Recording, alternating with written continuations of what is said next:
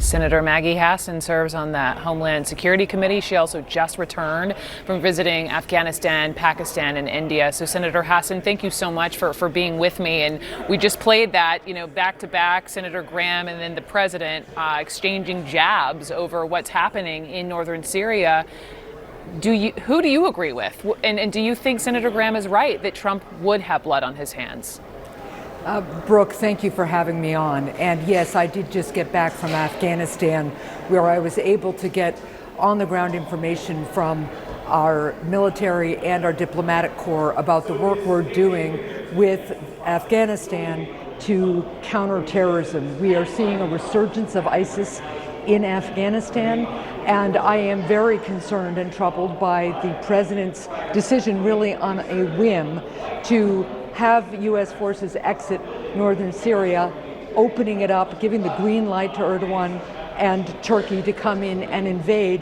And now we are getting reports that ISIS fighters who were being detained by the Kurds are on the loose.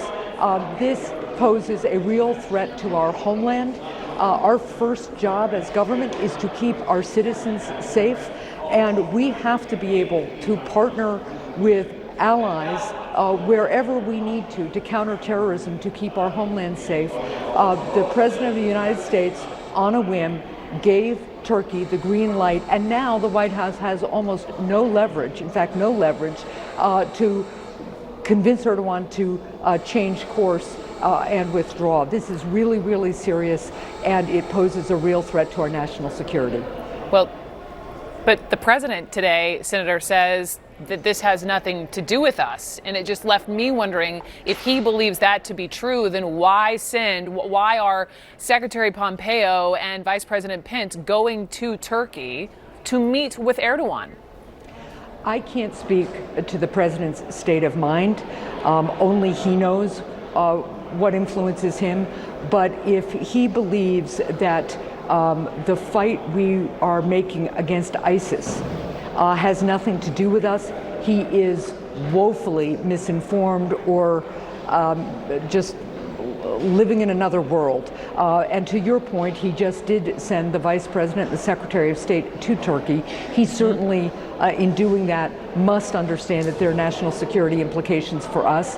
And again, this is the President's responsibility to try now to fix, because what he did, acting on impulse, acting on whim, is undoing decades of American foreign policy and some progress. When I was in Afghanistan, first of all, I just have to say the men and women of the United States military are doing their very best with professionalism and skill and commitment and dedication to help the Afghanistan forces become self-sufficient and fight this fight in Afghanistan on their own.